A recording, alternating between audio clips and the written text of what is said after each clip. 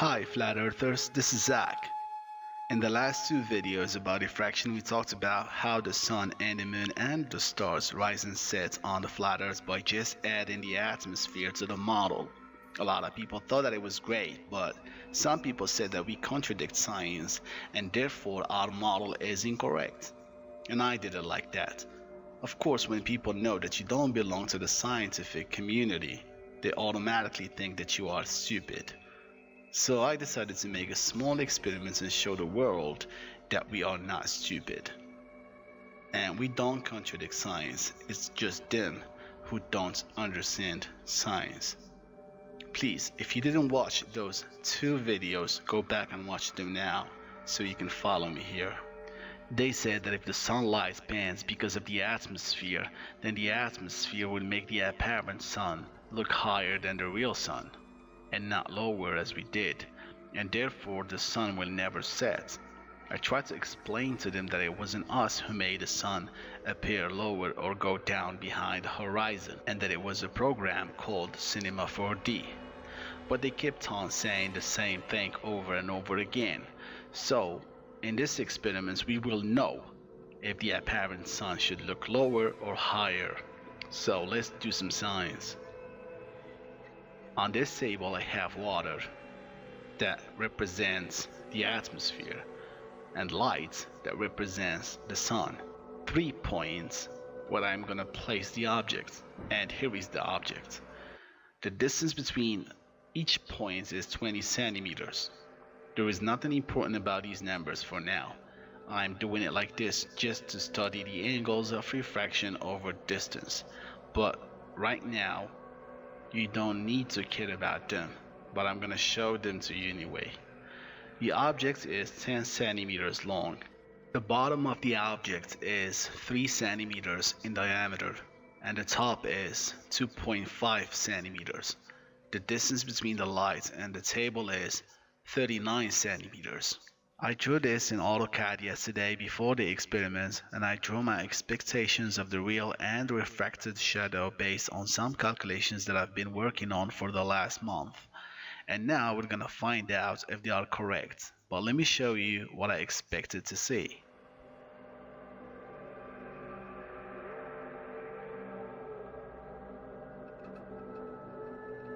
So as you can see, I drew the same thing that you saw on the table, and I expected the shadow of the object to act like this, with and without refraction. First, I'm gonna explain this to you, and then I will show you the results of the experiment, so stay with me. What I did was draw a lamp and 2 objects, and I also drew their shadow in relation to the source of the light. And on the same shadow of each object, I added another shadow that should be caused by refraction.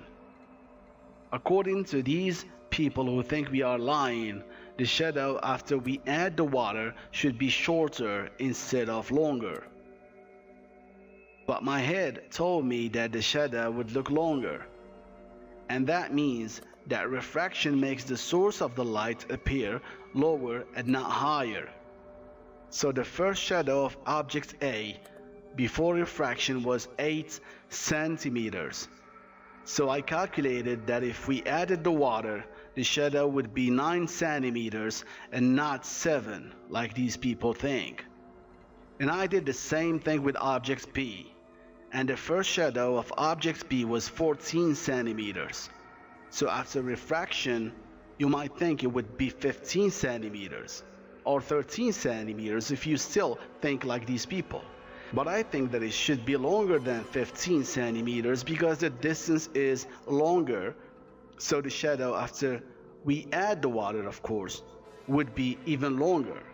Because water will lower the apparent light, so the shadow that the apparent light is going to cause will be longer than that, so I expected it to be 19 centimeters. So let's do the experiment to make sure if I am saying the truth.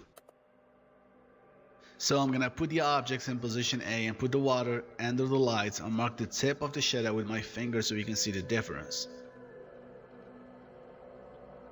Now I'm gonna remove the water so the shadow can go back to its place. As you can see, the shadow without refraction is shorter. The refraction makes the shadow longer, and that means that the water makes the apparent light lower instead of higher. Is it because of the glass? I don't think so. Right now, I don't have the equipment to do it with water only. If you have it, then do it. In either case, we win because many people say that there is a dome. So, let's move the object to position B and do the same thing.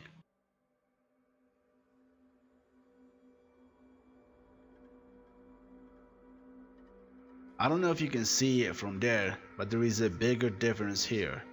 I measured all the shadows after filming the experiments and I got the same result as I had in AutoCAD. Now the question is, did the glass make the shadow look longer, or did the water and the glass make it longer? As I said before, I don't know, I don't have the equipment to know, but I emptied the plates from water and tried it to see if the glass without water would make the shadow look shorter instead of longer. But the shadow is still getting longer, and the difference is very, very small. Then I tried it with a flat glass only, and it did the same thing. Look at the shadows, it's getting longer. And again, a longer shadow means that the apparent light is lower. Then I added the two glasses together and they did the same thing. The shadow is still getting longer.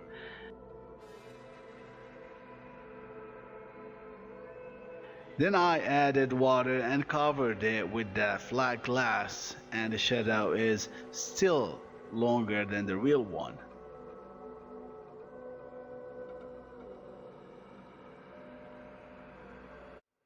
The laser tests that people do with glasses to see refraction are correct, but this is not a laser pointer that is pointing towards a particular object. This is a bulb, and the sun is doing something similar, so maybe this is why people are confusing the two things. I tried it with the laser, and the shadow did become shorter. It was hard for me to film, but I think you already know that. I pointed the lamp to the object, and the shadow did become shorter. But it doesn't work the same when you use a round bulb. That is the difference. Please don't believe me, do it yourself and make your own conclusions.